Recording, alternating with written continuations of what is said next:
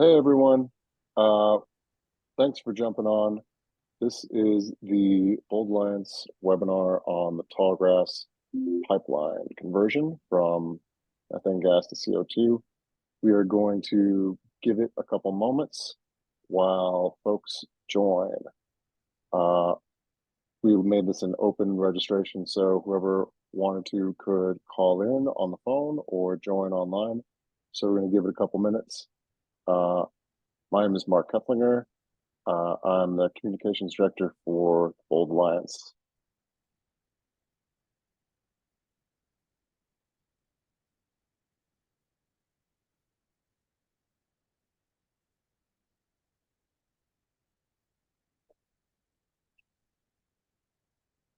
Hey folks, as you join us, I see some folks on the phone and a lot of folks join us online. We're going to give it a couple minutes as people join the conference call and webinar tonight.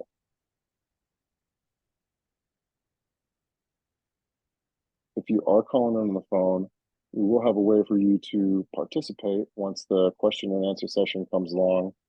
I'll just make this available a couple times, but we will have a number for you to text if you have a question. And that number is 720-465-1614. I'll repeat that a couple more times, but if you do have a question for the panelists or hear something, you can text that number and we'll try and get that question to the panelists. We're going to give another minute or two for folks to join.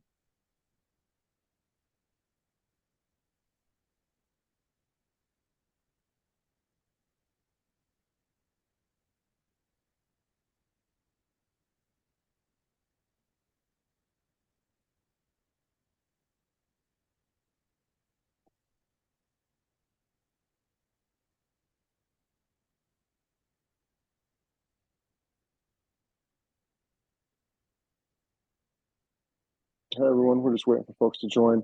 A reminder that tonight's presentation will be recorded and will be made available probably by tomorrow morning on the pipelinefightershub.org website, and will also be on the Bold Nebraska YouTube channel. If you want to subscribe to that, there's lots of really good videos there. Also, our past webinars, lots of the recent regulatory hearings on carbon pipelines, and all of our videos dating all the way back to the Keystone XL fight in the early 2009, 2008 days. Welcome everyone. I think we're ready to get started here. We've got a good number of folks coming, and like I said, a recording will be made available of tonight's program. My name is Mark Kepplinger. I'm the Communications and Digital Director for the Bold Alliance, which was founded in about 2009. I've been with the organization since 2013, and was started originally in defense of landowners and an unlikely alliance of other folks to fight the Keystone XL pipeline, which aimed to bring tar sands through Nebraska, and has expanded to work on a number of other pipeline fights, including the current carbon pipelines. And the issue of eminent domain has always been at the forefront of our organization. And we have folks here tonight talk about that as well. But the main issue will be the Tallgrass pipeline, which is an existing pipeline that carries methane gas currently through Nebraska, Colorado, and Wyoming. And they're aiming to convert that to carry carbon dioxide gas. With that, I'm going to turn it over to Jane Klebb. She is the founder of Bold, and she will do the rest of the introductions and hand it off here. I'll just mention that if you do have any questions, the Q&A button at the bottom of your screen, you can type a question anytime and we'll get to you. You can type a question in the chat to us, the host and participants, and we will get to those at the end of the chat. And once again, if you're joining by phone, you can text a question to area code 720-465-1614, and we'll try to get to those questions as well during the Q&A. Thanks again for tuning in, folks, and I'll hand over to Jane. Thanks, Mark. And thank you, everybody, for joining today. We know that the issue of the Tallgrass pipeline conversion has a lot of questions and concerns for folks. We hope to address some of those tonight. We know that this is going to be an ongoing dialogue. We hopefully have some answers for you. We may not have all the answers, but our team is fully committed to protecting folks' property rights and making sure that our land and water continues to be protected.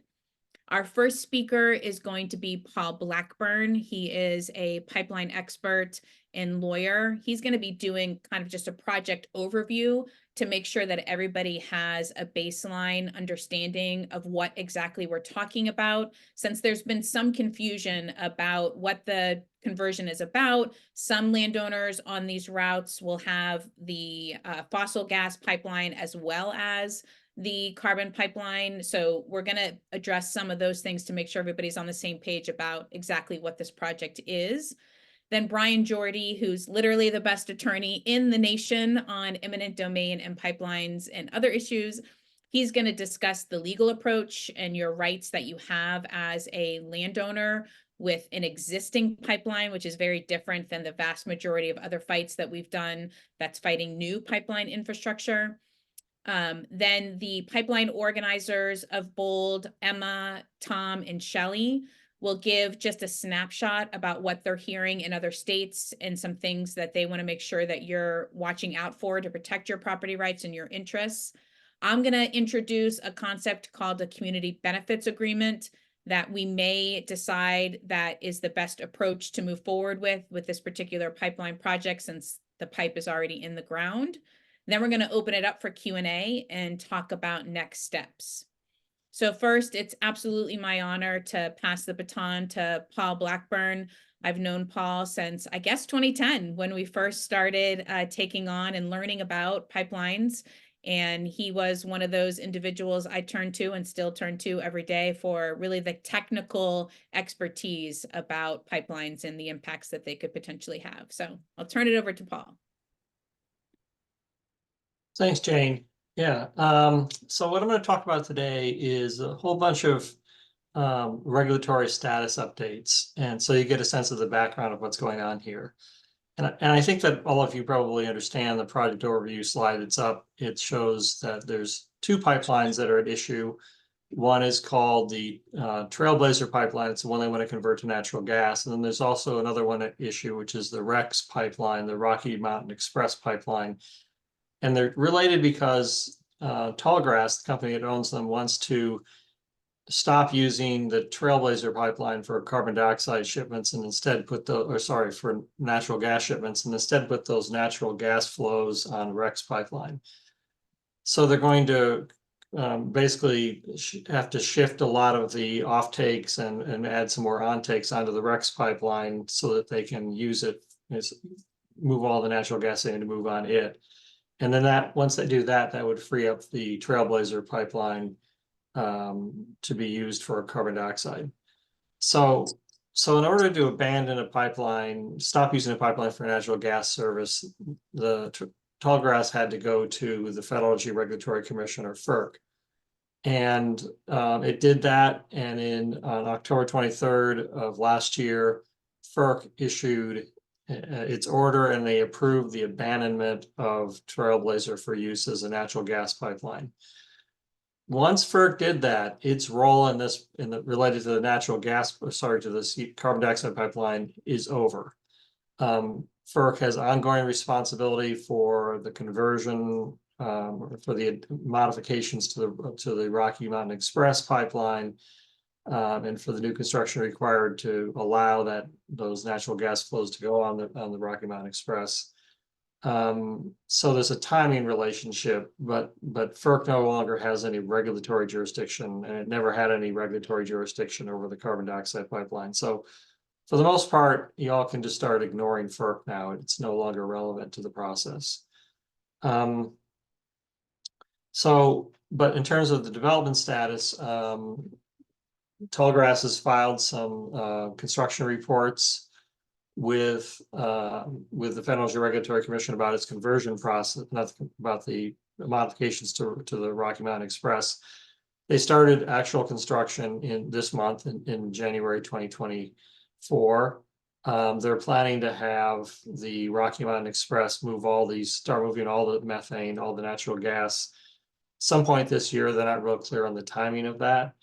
But they can't start doing the conversion of the Trailblazer pipeline to carbon dioxide service until it's no longer being used for methane for natural gas movements.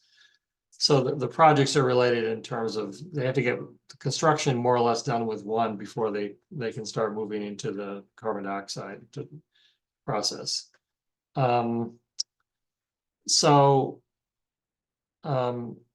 So when we don't know exactly how that's going to work, I mean, Tallgrass says that they want to start construction on the carbon dioxide conversion this year. And they said they want to start operation of the carbon dioxide pipeline sometime in the first half of 2025. You know, when they say these proposed in-service dates, they always are a bit ambitious or very ambitious sometimes with these pipelines. But it's possible that they could get the carbon dioxide flowing through the Trailblazer pipeline sometime middle of next year, perhaps. In terms of where the carbon dioxide is going to come from, maybe some of you heard more, but the only project or facility that I've heard has a commitment to this project is the Archer Daniels Midland ADM ethanol plant near Columbus, Nebraska. And that produces about 1.1 million metric tons of carbon dioxide per year. Why is that relevant? Well, Trailblazer has said that once the Tallgrass has said once the Trailblazer pipeline is converted to carbon dioxide, its estimated capacity is 10 million metric tons of carbon dioxide per year. It's about a little less than half as much as the proposed Summit pipeline, which you may be familiar with. So it's a smaller capacity pipeline, and that's because it's going to be shipping CO2 as in a gaseous form. But that still means that, at least in terms of announced customers, that ADM plant is the only one that I've found, and that's only about a tenth of the capacity of the proposed Trailblazer CO2 pipeline. And I would guess that they are trying to pick up additional customers from the ethanol plants along the southern border of Nebraska, perhaps into Kansas, but scattered throughout various facilities scattered throughout probably the southern half of Nebraska, and including, for example, possibly the Nebraska City coal plant, which produces 6 million metric tons of carbon dioxide per year.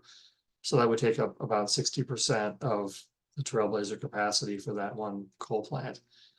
But it's not clear who they're going to pick up.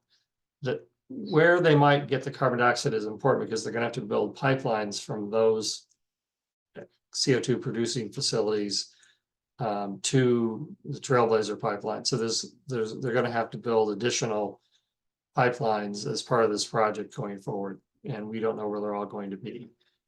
There'll be more that are announced. So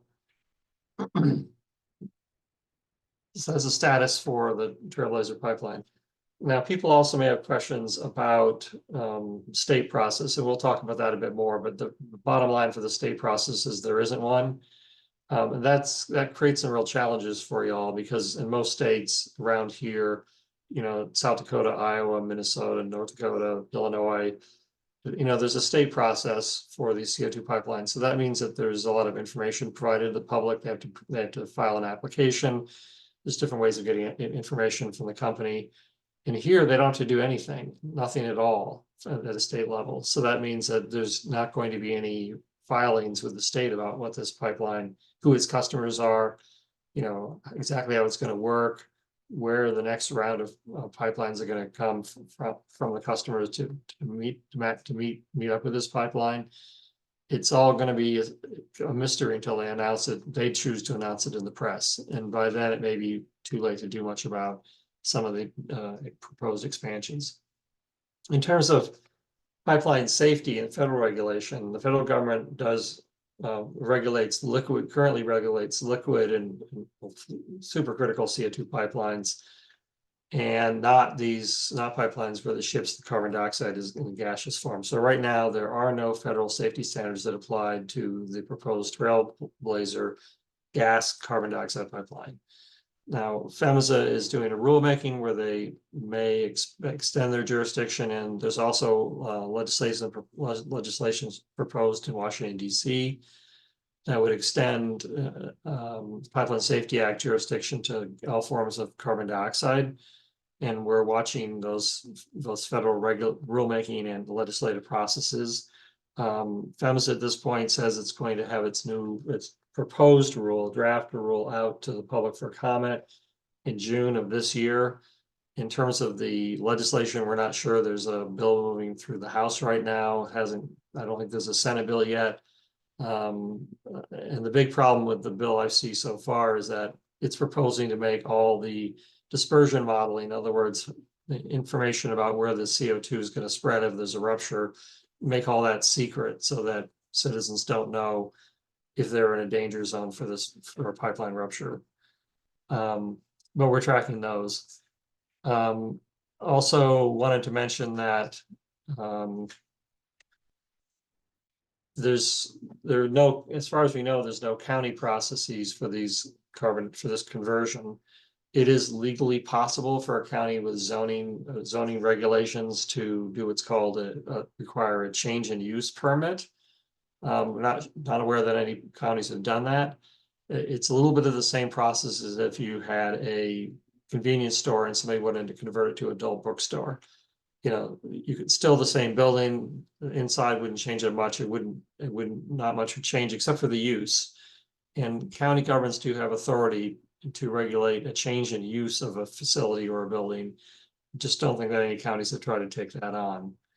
And I think there's a huge problem here because of the lack of information. We don't really know what the danger zone is around this pipeline. The emergency responders won't know don't know what the danger zone is at this point, and landowners don't either. But if you want to get a sense of what this would be like, you can read about the gassing of Satarsha, Mississippi. There's an article on our website about, or a link to that article. And it's essentially like a massive, huge carbon dioxide fire extinguisher going off for hours and hours and hours. The CO2 comes out, drops to about -50 degrees, and rains dry ice all over everything. And the CO2 will suffocate anybody within a certain distance. And the people in Nebraska really should know what the fatality zone is for this pipeline. But the company hasn't disclosed it, and there's no rules at this point. The state has to do that. But unless we figure out what the fatality zone is, Nebraskans won't know whether they have a chance of surviving a rupture near their homes and businesses or not. And I think that's what I have for the development update and the status. And if you have any questions, of course, covered a lot of material very quickly, but happy to answer them afterwards. And I'll pass it back to whoever's next. Thanks, Paul. We see a couple questions. Some of them Mark or I may answer in real time in the chat. Others we may hold until the end. So if they're quick ones, you'll see Mark and I responding. And then if we're not responding, it doesn't mean that we don't see it. It just means we know that that's going to be something that several of us have to respond to. So our next speaker is Brian Jordy. He is the lead attorney with the Domina Law Group.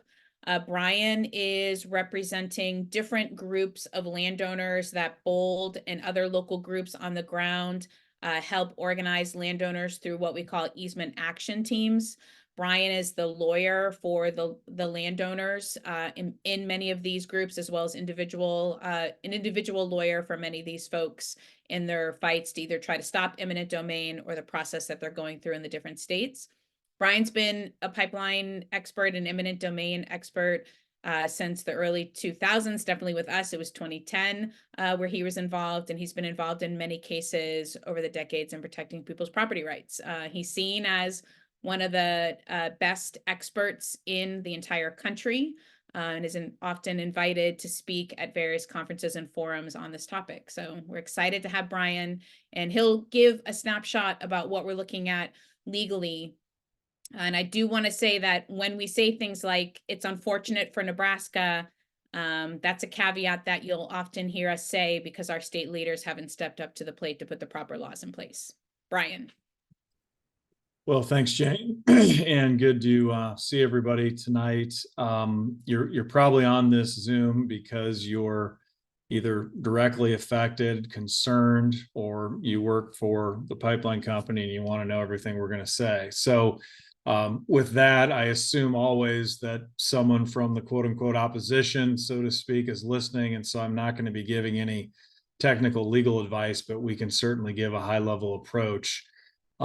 Big picture here, folks, like Jane said, I have the pleasure of working with approximately 1,000 landowners who are in a position like you, but relative to the proposed Summit Carbon Solutions 2,000 plus mile pipeline across the Midwest, and then previously the Navigator Greenway Express pipeline that we were able to get stopped.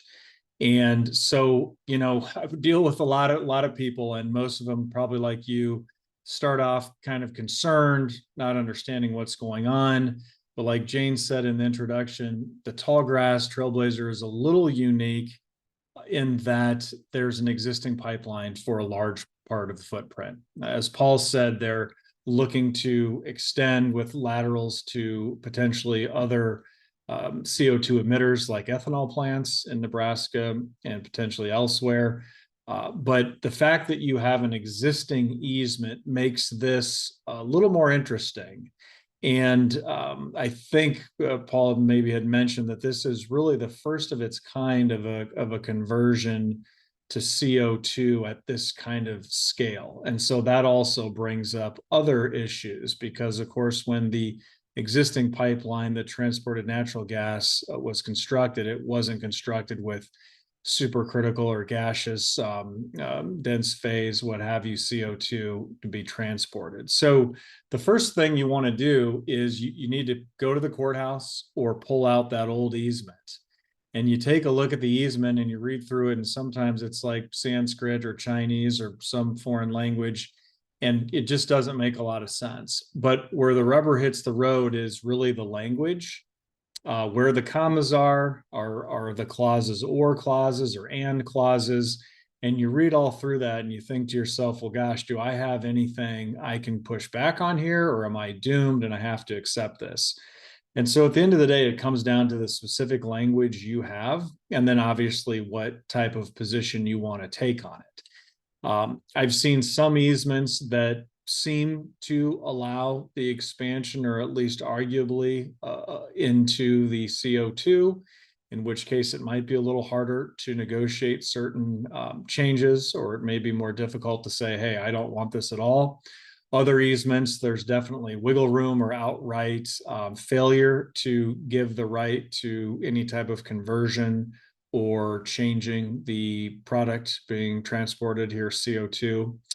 And then for those of you that might be getting the new easements because you are on areas that they want to connect to the existing pipeline, they're presenting you with entirely new easements. And even for some of you that have the existing easements, you've been presented with a new easement that talks about expanding and extending the rights that they claim are already vested.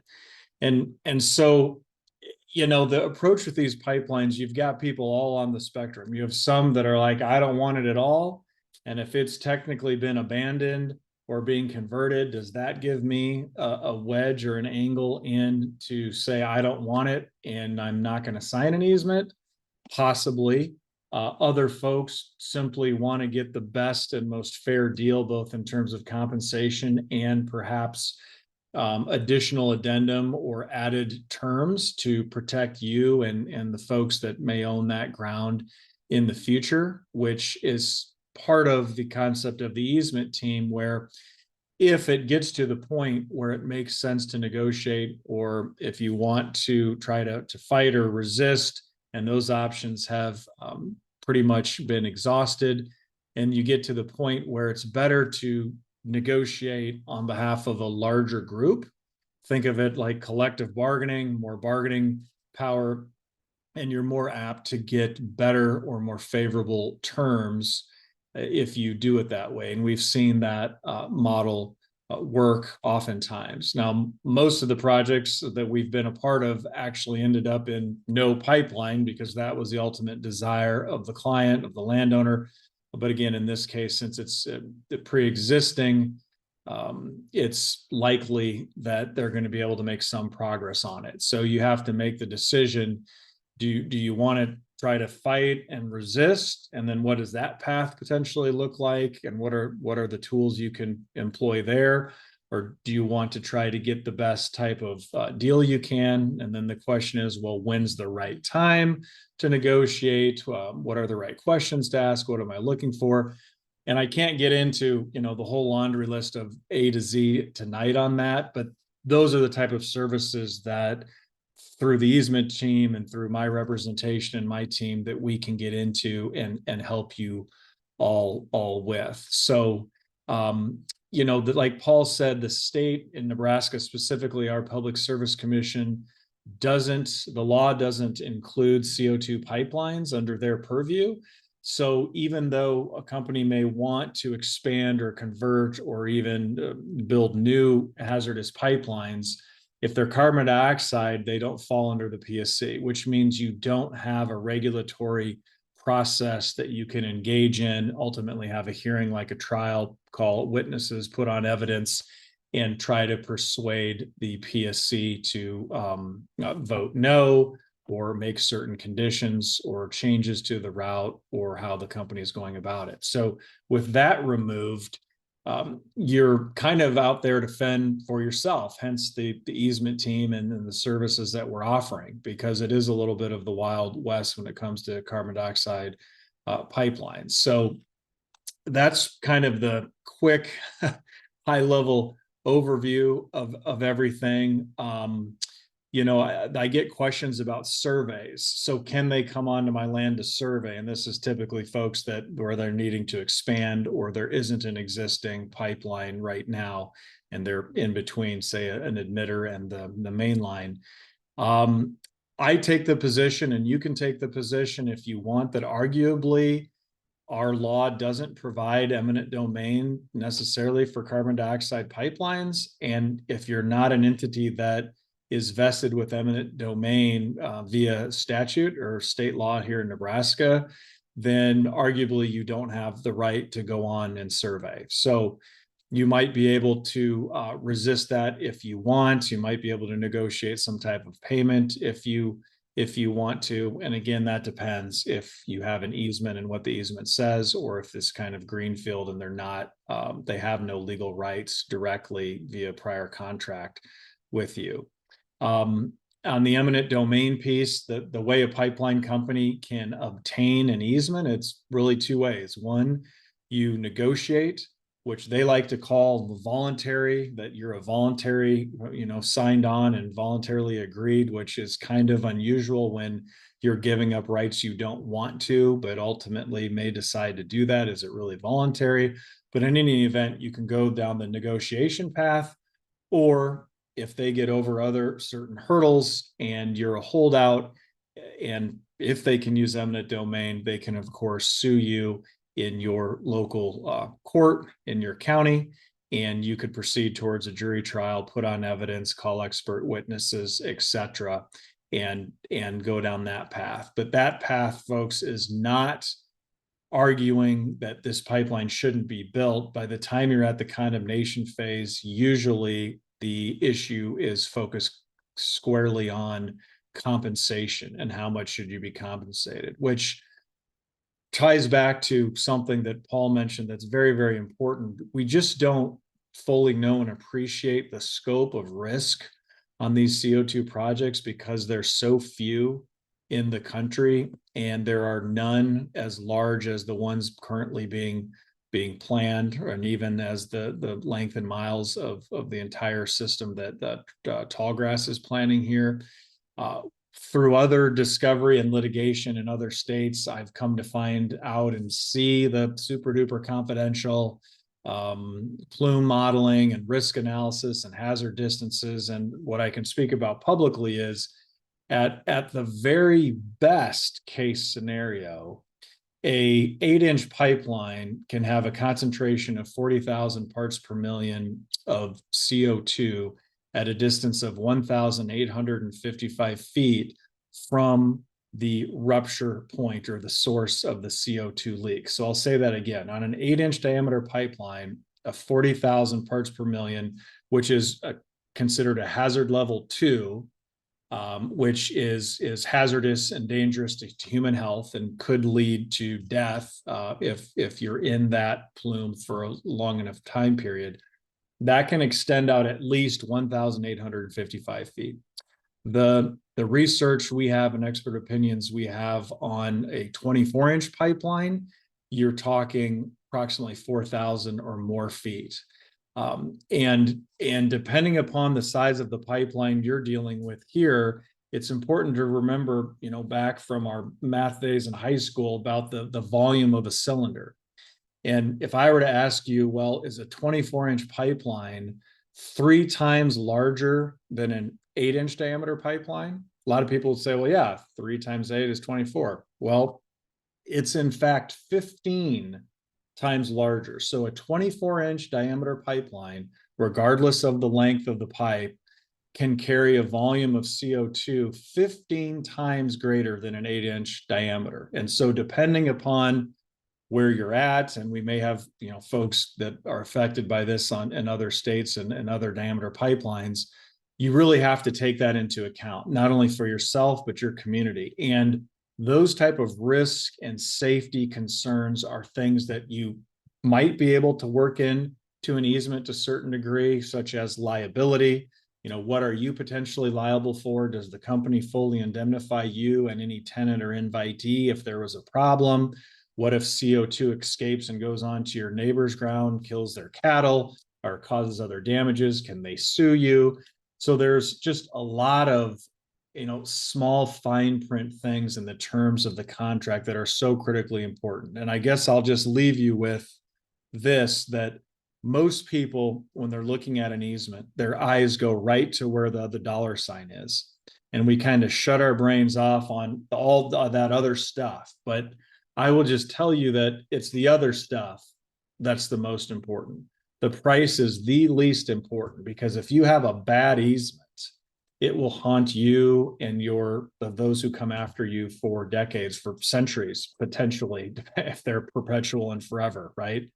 So I really urge you, whether you want to get involved with our group or not, I urge you to really read any easement carefully, whether it's your pre-existing one, an addendum, or a brand new one, and then work with someone that understands the sneaky language and all the things that they try to do. Because at the end of the day, pipeline companies are there to make money. And the more risk they can shift to you, the better their investment looks. And a lot of these companies are just going to package this together to flip it and sell it into the future. And they want to sell a project with as little a risk. So they want to offload risk via the easement to you. And then make all the money and have little liability as possible. So we could talk for days. Anyone that's on this panel could talk for days about all of this, but I think I'll just leave it there. And if we have questions as we go, I'll be happy to jump back in. Thanks, Brian. I'm sure there'll be questions for you as we get into this even more. On the plume study, before I get to the organizers, we are aware that a peer-reviewed study of plume modeling for carbon pipelines will be coming out soon. Bold, of course, will be publishing that on our website and sending out on our various listservs. So if you're not on our email list, you can get on an email list through the Easement Action website that Mark just put into the chat.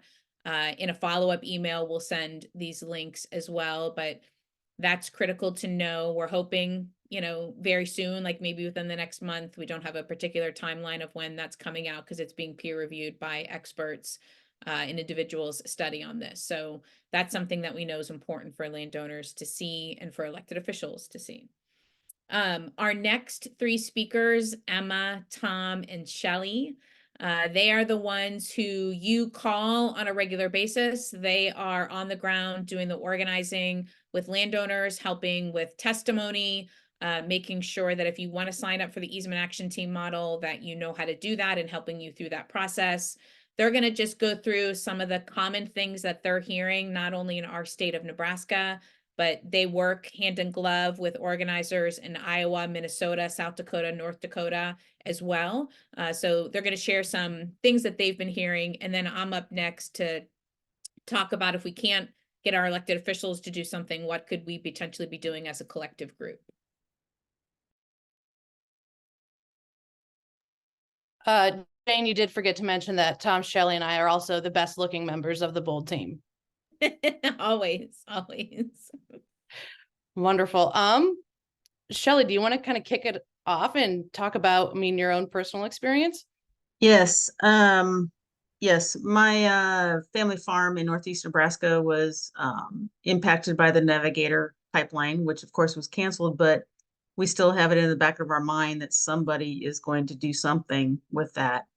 We never signed an easement, of course, so that's happening. But what Brian just mentioned about the safety aspects of it is the largest concern of all. This is not natural gas. This is not oil. This is a pipeline that nobody's ever dealt with before, nor have our voluntary firemen have dealt with before. So that's the biggest concern right now, is the safety risk of it. Nonetheless, the eminent domain process of a private corporation with foreign investors that want to take our land. I compare it to the 80s.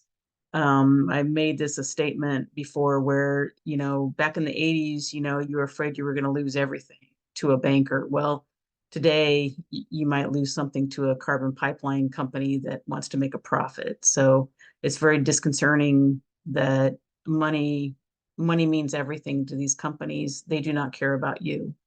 And so that's what we're trying to prevent. Also the land damage. So those are the things that we're trying to work against, along with not only the pipeline in the ground, but in loss of topsoil production, but also the water that's going to take to carry this CO2 to North Dakota if that gets approved. The water and the drought that we've been having is a huge concern. So basically, if you don't have the irrigation to create a crop, you know, basically you can't sell to the ethanol plants. So it's kind of a vicious circle. So it's kind of a, you know, null and void. If you don't have the water that the carbon people are taking, you know, they want the water. You can't have it. So, and nor do your livestock have it. So it's very concerning. Those are the things that are concerning to me, my family, that have been forced to look at this. I feel fortunate that I'm a part of this group, because, you know, if you didn't get that letter, you're not in this group. And I hope that others see that this is a tremendous impact to not only the landowners that are impacted by that letter that says we're going to take your ground, but the people around us that could lose their water just to do laundry. Okay, you need to think about that, and the electricity that it takes to do that. So the land damage, eminent domain for private companies, that's not what America was made of, for a private company to take your land from you. America is supposed to be, you know, you have this ground and you've made something of it for a century, and you're proud of it. You lost your blood over it, you sweated over it, you labored over it. And, you know, if it went through Pennsylvania Avenue, you know, there would be more people complaining about it, but it's not doing that. It's coming through our rural areas that don't have a big enough voice. And that's what we're here to do, is have a bigger voice. So that's my statement tonight. I'd add on to that, and is that it's really important to use your voice. That's what we've seen be, you know, the most successful thing in all of the states that we've seen these carbon pipelines proposed in, is just neighbors talking to neighbors and coming together and supporting each other, and you know, going to their supervisor commissioner meetings together, and just staying united. And you know, that way when one landowner is having a really rough day and, you know, might be feeling a little weak, and suddenly, you know, that check looks really good, your neighbor's there to help support you and be like, no, remember, like, this is, you know, why we're so staunchly against this. And so it's really, really helpful to have those conversations with your neighbor, and then also have them with, you know, your local elected officials, with your state representatives, your Congress people. I mean, it's the most important thing really, is to just talk about it as much as possible, and make sure that word is getting out there. Because I tell you what, keeping informed of what your county zoning and board of commissioners are doing is very important. So you need to keep informed on that, to make sure that you're informed and you can present yourself and protect yourself along with other landowners around your community. You're not alone in this. We're all in this together. Tom, what do you have to add? Well, first of all, I need to find the mute button, I guess. So can you hear me okay? Well, guys, a lot's been said so far. And you know, I've been around these things for quite a number of years. And so I rely upon those past experiences, and I rely upon you guys, and I rely upon the landowners that are willing to step out and advocate for themselves. But I've got about 3 things that I made note of that I was going to talk about. Maybe a little bit redundant because I've been around this crowd for a long time, and it's some of it is worth repeating, because people that haven't been around this thing, it seems like it's helpful to those folks to hear these things over and over again. So here we go. Bear with me. One of the things that I was going to mention is that, and Brian touched on this too, and we heard it over and over again when we first got acquainted with the eminent domain laws of Nebraska. We heard it taught to us many times over that easements, terms are more important than the price. Terms, the words that are used in whatever that easement is. And I'm particularly referring to new easements right now, because there's a difference between the existing easements, obviously, and new ground. But terms might include, you know, where it's located on your property. Maybe that's negotiable. Maybe that's something that could be added to the terms that are not necessarily part of an offer that comes through right away. The depth that they buried the pipe, that may be something that could be talked about. Abandonment, you know, what's going to happen when the project comes to an end, if that ever happens. And it'd be good to have that written into a new easement and that sort of thing, if we could get that negotiated. And reclamation of the ground, if there is such a thing. Once that topsoil is removed, they say they could come back and make it just like it was before, but evidence shows us that it will never exactly be the same. And you know, in some of these situations, there's a temperature business. I don't know how it works for CO2, but with some types of pipelines, you know, there's a temperature difference that affects, you know, the growth of things along those lines. I promised one of our constituents, I promised Greg, because he couldn't be on the call tonight, that I would bring up his concerns, and it's kind of been talked about already, but Greg is one of those people that right away when he found out about this, he got a hold and attended our face-to-face meetings that went on, I think it was about a year ago in August, and he was one of the people that was there. And right away, he signed up as a client for the Dama Law Group. And but in the meantime, and lately, because it's winter and he doesn't have to work on equipment to go planting yet, he's been able to go to the Register of Deeds and pull out the documents that pertains to his concerns. And he's got the existing pipeline, the Tallgrass pipeline crossing 2 different parcels. And what he's told me so far is that in each of those cases, the wording is to transport gas, and that's all it says. And his stand is that this is the golden opportunity to stop this thing in its tracks, because he'd like to be a plaintiff in such an action. And so I'm sure he's ready to stick his neck out and be one of the names that might come forward if there could be legal action to go along those lines. So that kind of speaks for Greg a little bit. I promised him I would talk about that. The other thing that I made note of is that these pipeline companies don't want each other, don't want us to talk to each other. They don't want us to know that we can come together as a group and maybe resist what they're wanting to do to us.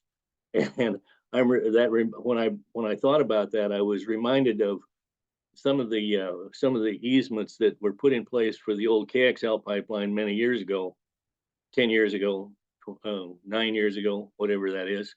That basically it had a non-disclosure agreement in there that people couldn't talk to their neighbors about what was going on in their easements, even if their neighbor had an easement. It was a non-disclosure agreement. And the amusing thing that comes my way about that is my mother-in-law was caught in that trap, and she called the non-disclosure agreement a gag order. So that's always been kind of an amusing kind of thing in our family, just a little bit along those lines. And so with the idea that pipeline companies don't want us to get together and know each other, Shelley and Emma and I and so forth are having conversations to having some mini get-togethers where it would be appropriate, where some of the people that are real concerned, like I know Jane's concerned, Tammy's concerned, Kay's on the call this evening on this webinar, and Brad and another man by the name of Brian. They're all kind of advocating for themselves, so they could definitely sit down over coffee and meet with some additional landowners, and we could be together that way and help formulate kind of how the strategy might go for those individuals and the action that might come into play along those lines. But I'll stop with that, and it's great to be with the Bold Alliance crew. Thanks for putting things together so that we have a chance to communicate these things to those people that are in distress about these concerns that we've been talking about. And like I said, I'll stop right there and be ready to help answer any questions that I can. Check. Thanks, Tom, Emma, and Shelley, for all the work that you're doing tonight, but more importantly, the work that you do every single day to help landowners answer questions. So I'm going to take the reins and go through 2 different slides. One, I want to make sure that if you do live in Nebraska, I know we have some folks from Wyoming and Colorado on as well. But in Nebraska, there are 2 bills that deal with pipeline issues in the legislature. One is an eminent domain bill that's not specifically for pipelines. It's dealing more with the process of eminent domain, giving some clarity around how and when eminent domain can be used. And this applies even to public entities. That hearing is tomorrow, February 2nd at 1:30. If you live near Lincoln or want to make the drive, Please do. I'll be there. Tom, I think, is going to be there. Other landowners from the Keystone XL fight, our advocate at the unicameral, Ken Winston, will be there as well. So we will be testifying in support of the bill. We're going to be offering some things that we think should be added to the bill to make it stronger. There have been several eminent domain bills that Bold has championed over the past decade to try to get it through the legislature to make eminent domain laws stronger and to end the use of eminent domain for private gain. We haven't been able to get enough people on both sides of the aisle to come together to push that forward. We're hoping that this one has some momentum, at least to take one more step forward in protecting people's property rights. If you can't make the hearing, you can still comment. You would need to comment tonight or first thing in the morning. Comments have to be in by 8 a.m. Central on Friday. We have all the information about the link to the bill, how to submit an online comment. All of that is on boldnebraska.org. So just go to boldnebraska.org. It's right on the homepage. You'll see that, and all the information's there that Mark put it up. There's also a bill on what we call decommissioning, and that's a fancy term for when a pipeline is no longer in service. Then right now, our state has no laws in place at the state or county level about decommissioning. We have strongly encouraged a law that Senator Bostar has put forward. Senator Kavanaugh is the one who put forward the eminent domain bill, along with Senator Brewer. It's a bipartisan bill, and I believe Senator Erdman. But the decommissioning bill is Senator Bostar. That was heard last session, but it's still stuck in committee. That bill would essentially give landowners an opportunity to have a pipeline removed from their land. Right now, we don't have that law in place. And so if a pipeline is past its years of service and a company decommissions, says that the pipeline's no longer in service, it now is on the shoulders of you as a landowner to deal with that decommissioned, abandoned pipeline.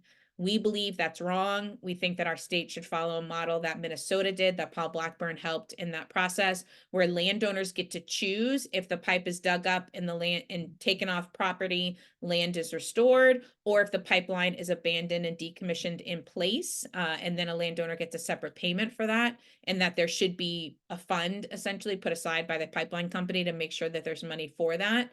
Right now, all of that is on our shoulders and could be the liability of you as a landowner. And we know obviously soil in our state and every state shifts. And so as a pipeline is abandoned, it can come up to the surface and then obviously cause lots of problems for a landowner. So we're also working on that. And if you are following Bold Nebraska on social media or on email, you'll get updates on that.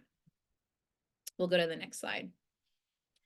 So we wanted to introduce something. We normally would not introduce this concept of a community benefit agreement to landowners where we're fighting new pipeline infrastructure, because there's lots of legal levers that we usually have in place when we're fighting new pipeline infrastructure. Tallgrass, one, is so new to us because it's a carbon pipeline. It's just been the past 2 years that we've been learning about carbon pipelines, but we have a good handle on it now. The issue with Tallgrass, very different than Summit and Navigator, is it has so much of the existing pipeline already in the ground that they are repurposing. So there are things called a community benefit agreement that the federal government and other entities have started to put in place when a big project is going to be built in a community. These have not been applied to pipelines. And so if we were able to pull this off as a team, if this was what we wanted to do, it would be kind of a big and tall order, but I believe it's something, if this team believes that this is the next step we should take, that we should put some shoulder behind and try to get it done. Because these are the things, quite frankly, that our county commissions, our public service commission, and our state legislature should be putting in place, but they are not. They're listening to lobbyists and other big corporations. And the only way now for us to try to get these protections in place would be through something called a community benefit agreement. And so specifically, what am I talking about? One, I think that we should try to force the hand of Tallgrass to have them put in a decommissioning plan that would apply to all landowners. And so instead of landowners one by one trying to get Tallgrass to put a decommissioning segment into their contract, into their easement. This would apply to all landowners. So that would mean that Tallgrass would have to put some money aside. They would have to allow the landowner, when it is not now, you as a landowner wouldn't make the decision now, because your decision may change now versus 50 years from now or 30 years from now. So it would be when their pipeline's abandoned, a landowner gets to choose if they want to abandon it in place for an extra payment, or do they want the pipeline company to come dig up the pipe and restore the land. So that's a big one. It's something that we've been fighting for since 2010. Have not been able to get a pipeline company to agree to it because it's obviously expensive, but they have in other states, including Minnesota. So we know it's possible. The other one is yearly payments. This is something that folks constantly bring up, that wind and solar pay landowners on a yearly basis. And it's for a term of 25 years. It's not a permanent easement like pipeline companies take. So we would love to see a yearly payment system put in place. That could be either a yearly payment that's a flat fee that's agreed upon between the landowners and the company. It could be, because there's so much money on the table to sequester carbon, is it a share of those profits that the company would be making from sequestering the carbon, and have that set in stone? So that would be in a legal agreement. That's another option. Something else around payments, which I saw this in the questions, is sometimes with clean energy, you'll have something called a good neighbor agreement. So if you live, near a solar project or near a wind project, you may not get the $10,000 or $25,000 of if the project's on your land every year, but you'll get like a $5,000 payment if you're near that project. And so that's something that could also be potentially on the table, where we say the risk is great if you live near these pipelines within that dispersion zone that we've been talking about. So should there be some, not only obviously safety protections, but also some financial compensation? The third one is really important to all of us on this call. Our first responders do know how to deal with oil and gas pipelines because they've been around for over 50, 60, 70 years.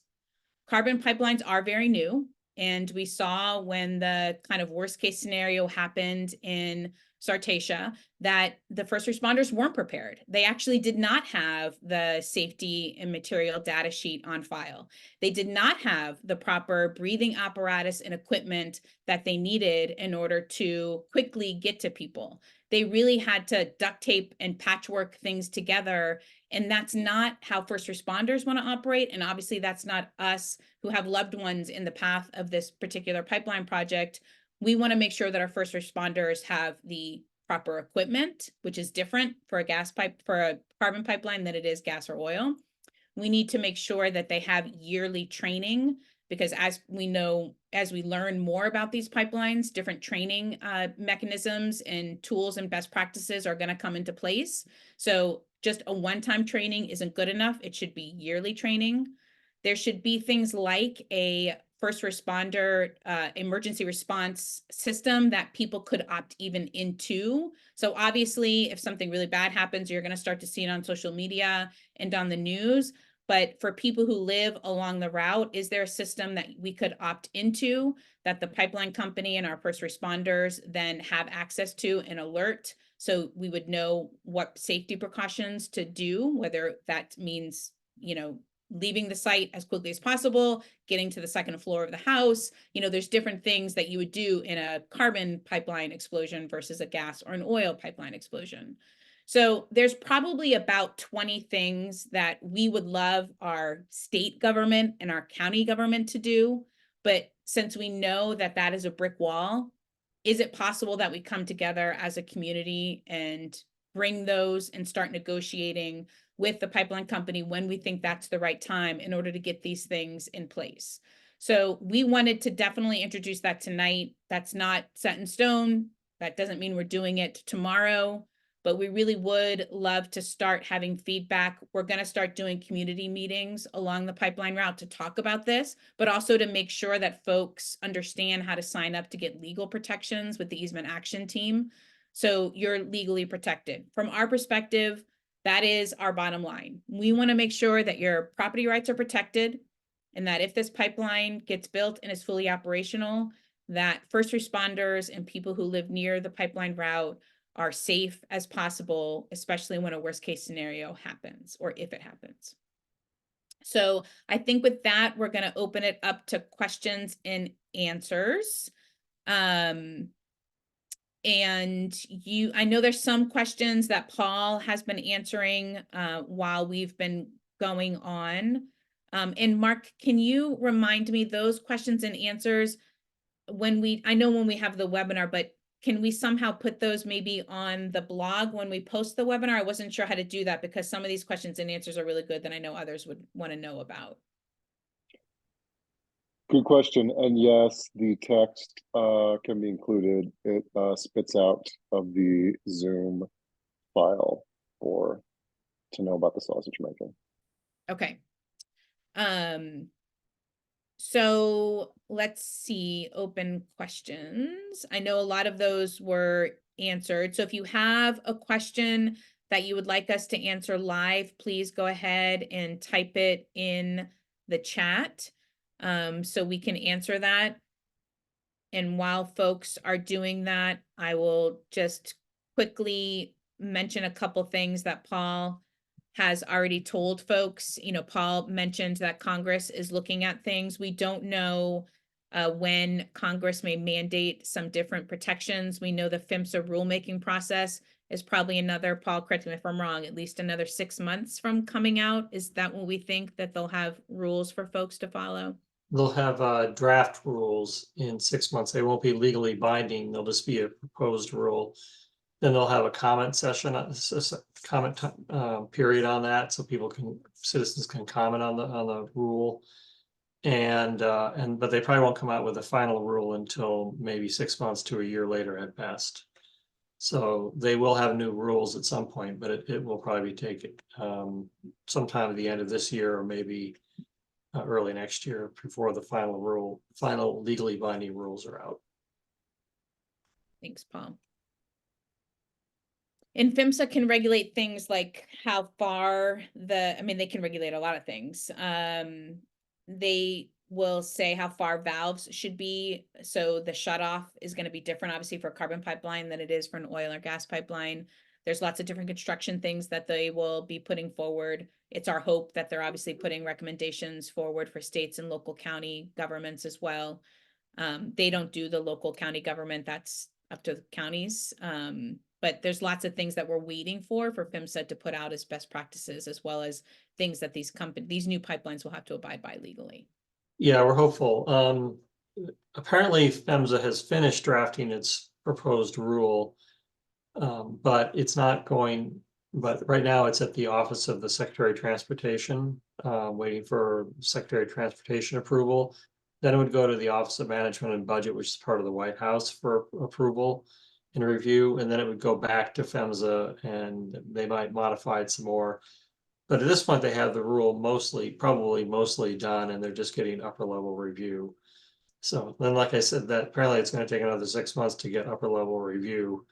And then once that's done, then we'll all get a chance to comment on it. And maybe they could change it based on our comments.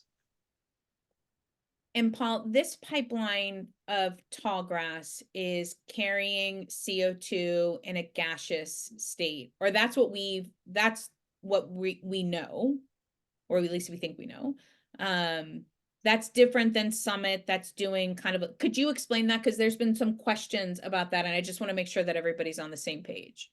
Sure. The old pipeline is made obviously for natural gas, and it's not designed to operate at pressures that are high enough to ship the gas in the old pipeline as a supercritical fluid, meaning sort of informally you could say that's in a liquid state, although it's a separate state of matter. But anyway, so right now PHMSA only regulates the supercritical pipelines. We know that Congress has proposed a law that would allow it to regulate gas pipelines, and PHMSA could probably issue regulations on its own to regulate CO2 gas pipelines, but it isn't. Now, some of the people here might have pipelines in their properties that operate at up to 2,200 PSI. And that would be particularly, for example, they built a pipeline from the ADM plant down to the the Trailblazer project, that lateral pipeline could operate as a supercritical pipeline. So we don't know that yet for sure, but it's possible that some of these connectors to the Trailblazer pipeline could be supercritical pipeline or fluid pipelines. But my understanding is the Trailblazer pipeline was built a long time ago. It was built to pump natural gas. I think its maximum operating pressure is maybe 1600 psi or less. So it just can't. It's just not strong enough to operate to ship supercritical or liquid CO2. So I think that's the situation. But again, because you don't have a state permitting process, we don't really know what their scheme fully is and what their plans are. So we're doing our best judgment here. If One folks, thing, oh yeah, sorry, go ahead, Emma. I was just gonna say one thing that we haven't talked a lot about tonight, but I thought maybe you could touch on this briefly, Paul, was just the sequestration process and what that looks like and, you know, exactly where it's going even. Yeah, so the sequestration process is where the CO2 carbon dioxide ends up underground ultimately. And we're not entirely sure here, but we did find out that Tallgrass has proposed to get underground pore space, in other words, underground areas for disposing of carbon dioxide in southeastern Wyoming. And they have a permit before the Bureau of Land Management right now to get that pore space, to get the rights to pump CO2 underground on that federal land. They submitted their permit to the Bureau of Land Management, I think on September 6th of last year. So the Bureau of Land Management is still in process. In addition, we know that this pipeline will probably connect to a much broader network of CO2 pipelines that's been planned for Wyoming. And these CO2 pipelines would go both to sequestration sites, but they'd also probably go to enhanced oil recovery sites. Because the CO2 can be used to get oil out of the ground because it's a good solvent when it's in a supercritical or liquid form. So there is a link between this pipeline potentially and the oil industry, but the only reason that the oil industry can afford to do this CO2 enhanced oil recovery is what it's called in most places is with federal subsidies. This technology to get oil out of the ground using CO2 has been in existence since the 1970s. It hasn't been used commonly because it's just way too expensive to use it. So what the oil industry is doing is using the tax credits related to carbon dioxide to subsidize oil development and essentially have taxpayers help them help to pay for their projects. So most of these enhanced oil recovery projects would not be economically viable in a free market. They require federal subsidies to work, to be economic. Thanks, Paul, which is such a critical point. And, you know, they've increased the subsidies with each president. So it's like, you know, started with Bush and then it went up literally with each president. So it didn't matter if it was a Democrat or Republican. And then under Biden, under Trump, it went up a lot. And then under Biden went up even more. So you know, that's something that we don't think that Congress is going to be the magic bullet on to stop the subsidies that we really do need PHMSA and Congress to do some mandates, but then we also have to make sure that we're doing something at the local level as well until the people that make decisions are actually on the page of actually protecting people. How can somebody, and Brian, you may want to answer this. I know organizers can answer this as well. How can we verify if our land has an existing easement on it? So what's the best process for that? Yep, you bet. Great question. So an easement, which is a interest in the land to be perfected, really has to be recorded at the courthouse or wherever your deeds are stored. In Nebraska, we have registrar of deeds offices that are typically located in the county courthouses. So you would go there with the legal description or at least the section township range of your property, and you can ask the folks there to look it up on the computers, or in smaller counties, they might have the giant books with actually everything recorded, every deed, every transfer, every mortgage, every release, etc. So essentially anything that's ever been filed as to your property from the original deed way back when to, like I said, mortgages, mechanics liens, easements, whether it be telephone, natural gas, Trailblazer, whomever. So it will be there, and for a few dollars they can make a copy, and you want to get that in your possession and then take a look at it and see what you think, or get that to someone that can interpret it for you. So it would be recorded again against your property or the property in question, and that would typically be at the courthouse. I guess I should say one other thing. If, you know, because some of these easements are pretty old, if you have a pipeline company representative saying something like, well, we have an easement anyway, so we can go ahead and do this. Okay, send it to me. Let's see if you've got it, you know, because if it didn't get recorded, and sometimes that happens, then they don't have an easement. So think about that. And don't be shy about asking for it. I mean, Brian's absolutely right. And I see a landowner typing in the comments, you know, the original easement might have been signed either from somebody in your family when then the land was transferred to you and you didn't know about that. Or it could have been with the home ownership, and when the land was transferred, it just was something that you hadn't thought about. And so you may not have a physical copy of that easement for lots of reasons. And so you can get one down at the Register of Deeds, but you absolutely can ask the pipeline company as well, as one landowner certainly did. I think we should go to next steps, Mark, since I don't see a lot of active questions. Right. Let me just see this last question. Is there studies conducted in regards to the pipeline and impacts to animals protected? Yes. There's a group called the Center for Biological Diversity that has been doing a lot of good work on endangered species as well as the impact to wildlife. We can make sure to post some of that in our summary email that we send out to folks.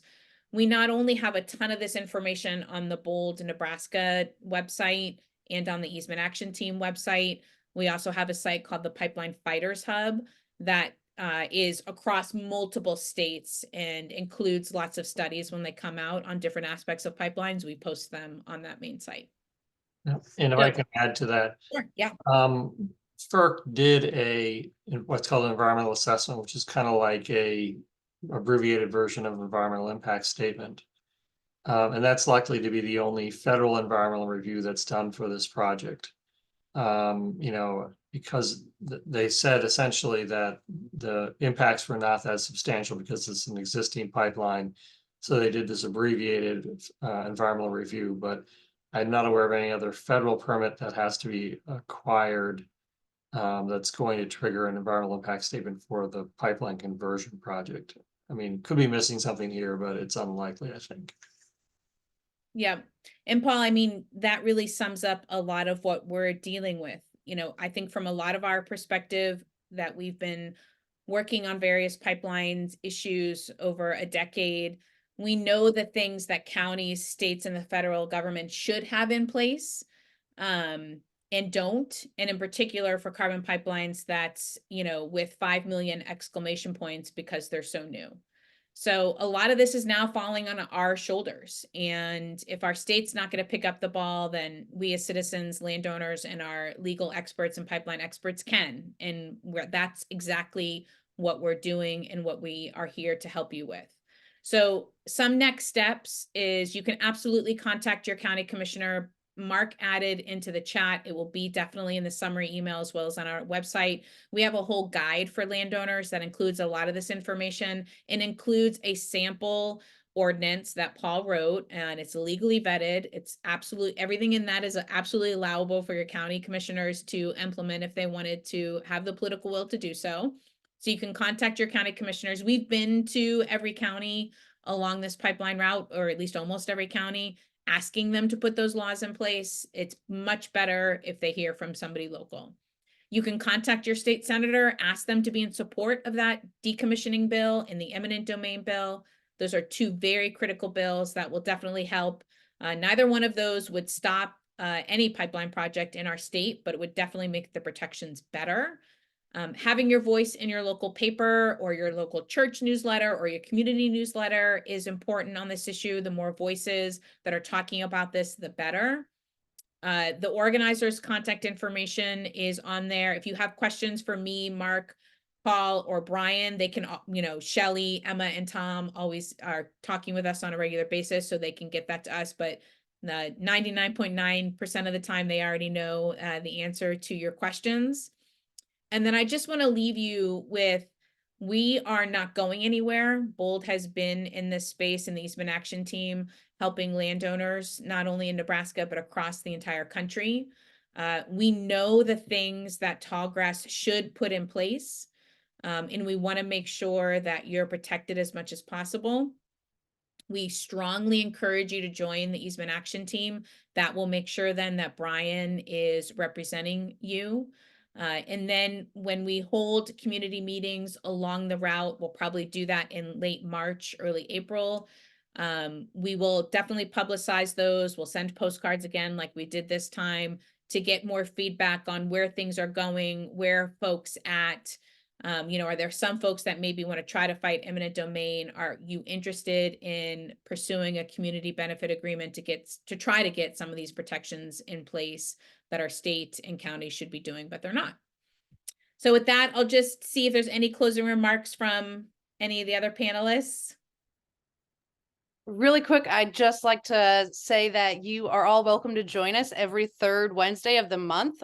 We have a Midwest Landowners Zoom meeting where folks from, Iowa, Nebraska, the Dakotas, Minnesota, Illinois, we all kind of get together and just talk about what's going on in our states and see where we can collaborate and brainstorm and hear from different speakers. And it's always really helpful and a good time. So I'm sure we'll include a link to that in the follow-up as well.